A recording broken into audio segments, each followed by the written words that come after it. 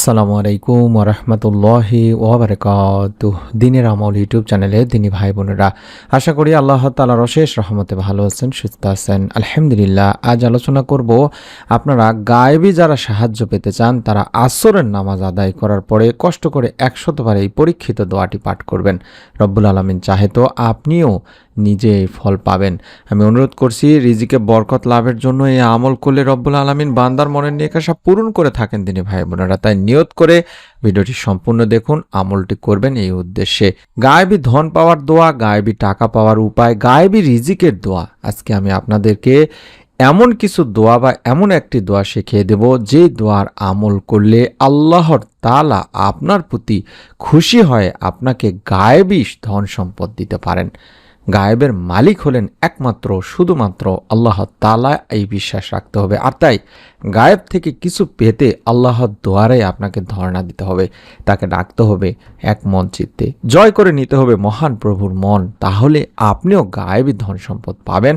গায়েবী ধন সম্পদে ভরে যাবে আপনার ইহকালীন এবং পরকালীন জীবন তিনি ভাই বোনেরা। গায়েবী রিজিক পাওয়ার জন্য অনেক আমল রয়েছে, তবে পরীক্ষিত কার্যকরী যে আমল সেটি আমি আপনাদেরকে বলে দিচ্ছি ইনশাআল্লাহ। মানুষ অভাবে ও সংকটে পড়ে, এটি জীবন ব্যবস্থার খুবই স্বাভাবিক একটা বিষয়। তাই কেউ যখন আর্থিক দুরবস্থায় পড়ে কিংবা গুরুতর প্রয়োজনে বাধ্য হয়, তখন অন্যের কাছ থেকে ঋণ নেয়। ঋণের টাকায় নিজের প্রয়োজন ও আবশ্যকতা পূরণের চেষ্টা করে।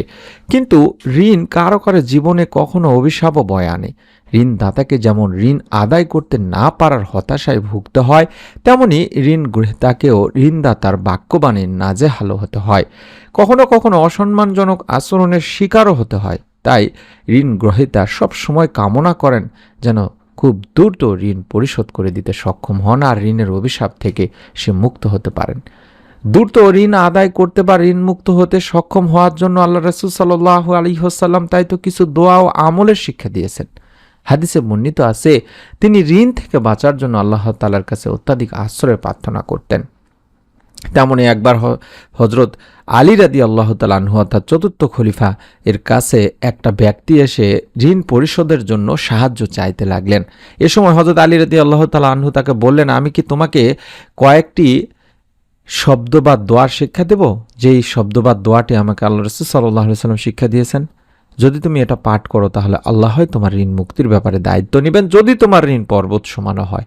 এরপর আলী রাদিয়াল্লাহু তাআলা আনহু ওই ব্যক্তিকে নিম্নোক্ত এই দোয়াটি পড়তে বলেছিলেন। তিরমিজি মুসনাদ আহমদের একটি হাদিস। অর্থাৎ আপনার ঋণ যত বড়ই হোক না কেন দিনী ভাই বোনেরা, এই ঋণের বোঝা আল্লাহ তাআলা কোনো না কোনো একটা মাধ্যম থেকে আপনার কাছ থেকে সরিয়ে দেবেন বা পূরণের ব্যবস্থা করে দেবেন। অর্থাৎ গায়েব থেকে হলেও আপনাকে রিজিক প্রদান করবেন। এই মুহূর্তে স্ক্রিনের মধ্যে যে ছোট্ট দোয়াটি দেখাচ্ছি, চাইলে দেখে দেখেও পড়তে পারেন। 100 বার পড়তে হবে। আসরের নামাজ আদায় করার পর থেকে শুরু করে মাগরিবের আগ পর্যন্ত, কিংবা আপনি যদি রোজা থাকেন তাহলে ইফতারের আগ পর্যন্ত।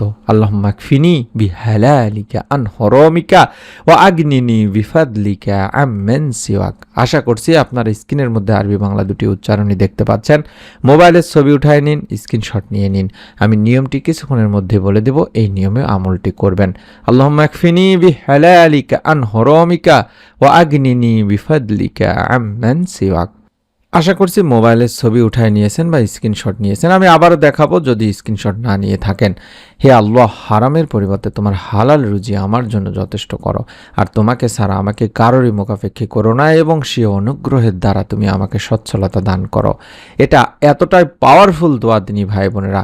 এই দোয়ার মাধ্যমে রব্বুল আলামিন গায়েব থেকে হলেও ঋণের ব্যবস্থা, ঋণ মুক্তির ব্যবস্থা করে দিয়ে থাকেন। এবং আসরের সময় অত্যন্ত গুরুত্বপূর্ণ একটি সময়, কারণ এই সময় ফেরেশতারা পালাবদল করে থাকেন। একদল যায়, একদল আসে, এবং আল্লাহ তাআলা তাদের কাছে জানতে চান আমার বান্দাদের কোন অবস্থায় রেখে এলে। তখন ফেরেশতারা আল্লাহ তাআলার কাছে এইটা সাক্ষ্য দেয় যে আপনার বান্দাদেরকে আমরা নামাজে রেখে এসেছি, এবং আমরা যখন গিয়েছিলাম তখনও তারা নামাজ আদায়রত অবস্থায় ছিল। এভাবে আল্লাহ তাআলার কাছে সাক্ষ্য দিয়ে থাকেন দিনী ভাই বোনেরা।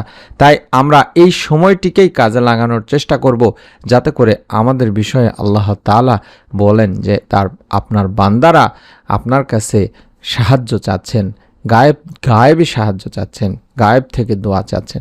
তাই আমি আপনাদের কাছে অনুরোধ করব, প্রথম কাজ হলো আপনারা নিয়ত করে নিয়ে আমল করবেন।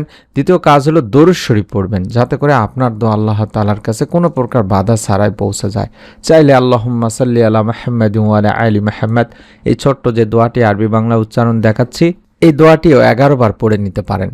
তারপরে আপনি অন্তত 100 বার পাঠ করবেন, আল্লাহুম্মা ইকফিনি বিহালালিকা আন হারামিকা ওয়া আগনিনি বিফাদলিকা আম্মান সিওয়াক। আল্লাহুম্মা ইকফিনি বিহালালিকা আন হারামিকা ওয়া আগনিনি বিফাদলিকা আম্মান সিওয়াক।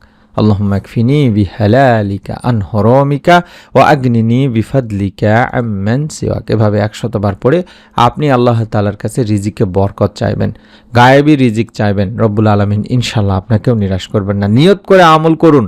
প্রত্যেকে ভিডিওটিতে অন্তত আমিন লিখে কমেন্ট করে নিয়ত করুন। আপনার নিকট আত্মীয়স্বজন, কাছের মানুষজনের কাছেও আমলটি সম্পর্কে বলুন। এবং এরকম নতুন আমলের ভিডিও আমরা দেওয়া মাত্র যাতে পেয়ে যান, তার জন্য অবশ্যই চ্যানেলটি সাবস্ক্রাইব করে বেল বাটনটি অন করে রাখুন। সকলে ভালো থাকুন, সুস্থ থাকুন। নতুন ভিডিও দেখার আমন্ত্রণ জানাচ্ছি। আসসালামু আলাইকুম ওয়া রাহমাতুল্লাহি ওয়া বারাকাতুহু।